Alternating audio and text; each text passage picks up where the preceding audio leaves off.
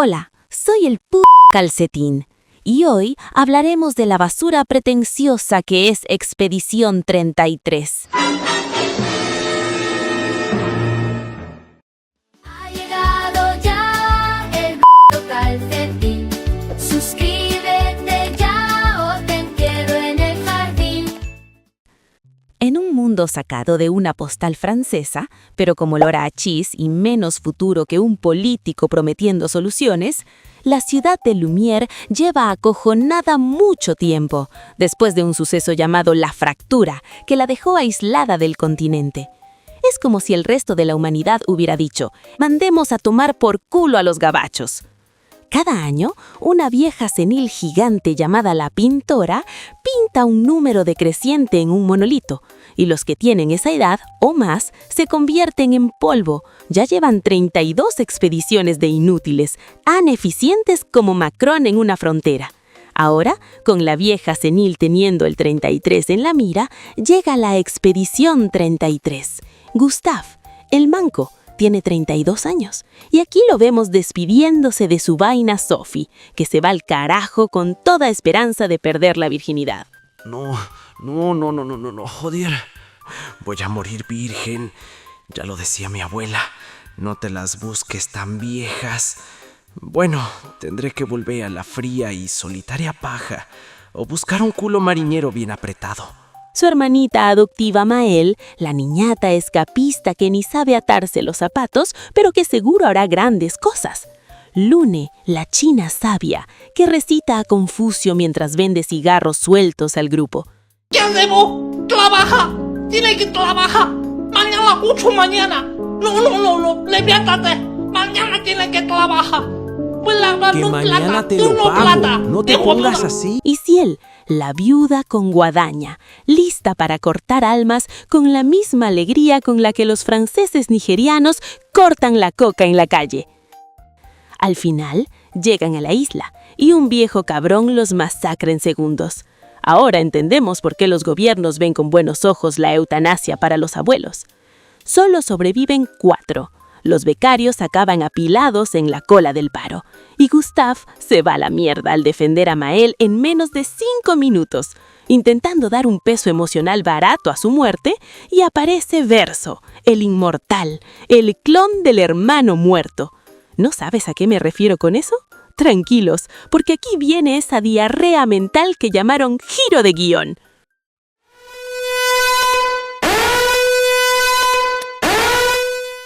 Resulta que todo este maldito caos es un lienzo mágico pintado por la familia de Cendre, unos artistas franceses que probablemente se metían demasiado ácido. Pintaban mundos con croma, una pintura viva que literalmente te chupa parte del alma.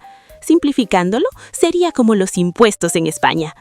Verso, cuando era un niño, pintó su fantasía llena de bichos, Monoco, el cambiaformas asesino, y Esquí, la mascota voladora perezosa, que debería ser un crimen en cualquier universo lógico.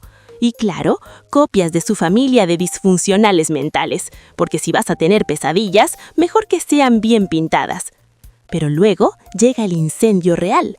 Los escritores, que son de un gremio enemigo de los pintores, incendian su casa y Verso muere salvando a su hermana, Alicia, que dentro del cuadro es Maëlle, que ahora, en el mundo real, parece más un filete hecho vuelta y vuelta.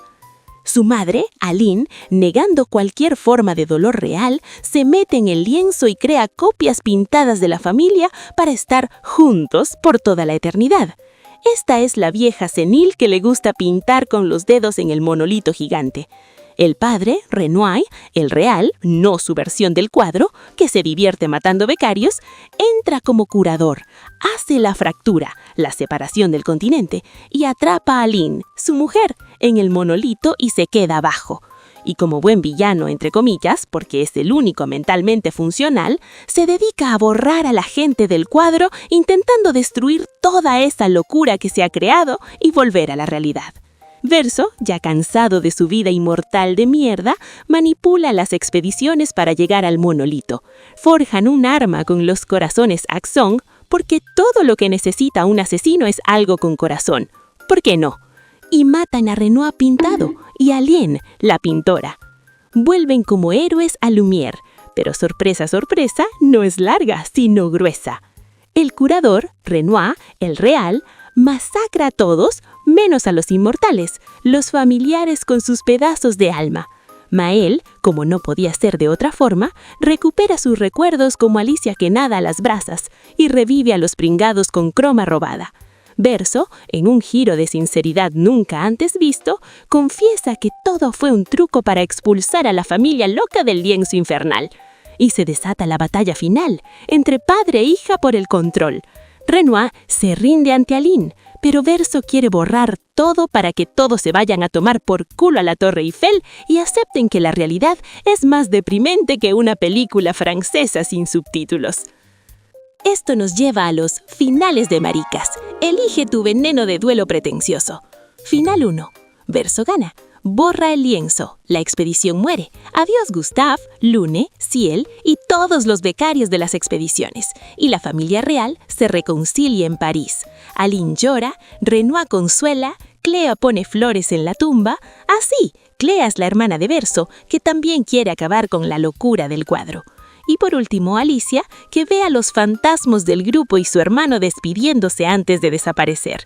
La medicina de fentanilo por las quemaduras anda bastante dura. Este sería el cierre sano, aceptando la muerte y el dolor real. Adiós a la utopía falsa. En la Francia real, París está ardiendo por la invasión, hay más musulmanes y negros que baguettes y se parece más a Nigeria que a Francia. Verso acaba descansando eternamente mientras el mundo real se va a la mierda. Final 2. Maël gana. Salva el lienzo. Revive zombies sonrientes. Gustave con Sophie, todos falsamente felices como si vivieran en una ópera eterna.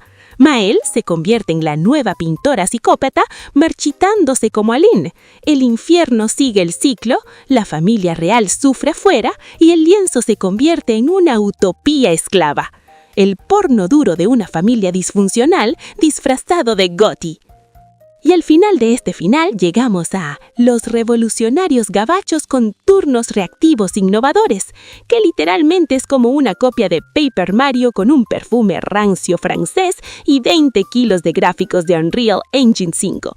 Los turnos dependen de la velocidad en la que haces el evento de tiempo rápido. Si no aprietas los botones correctamente como un mono, la cagas.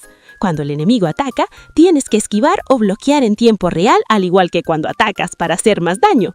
Pero al final todo se vuelve repetitivo. O haces parry a 20 ataques o te revuelcas en la derrota.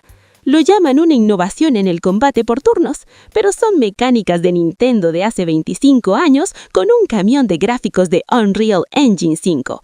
La suma para que se vuelva GOTY viene siendo historia de familia disfuncional, más psicosis narrativa, más Unreal Engine 5, más Paper Mario. Y con esto llegamos al fin de este resumen honesto. Pero antes de despedirme, os dejo con el mensaje motivacional que soltó una de las empleadas al recoger el GOTY. Aplicaoslo en la vida, que falta os hace. And the Game Award goes to Claire Obscure, Expedition 33.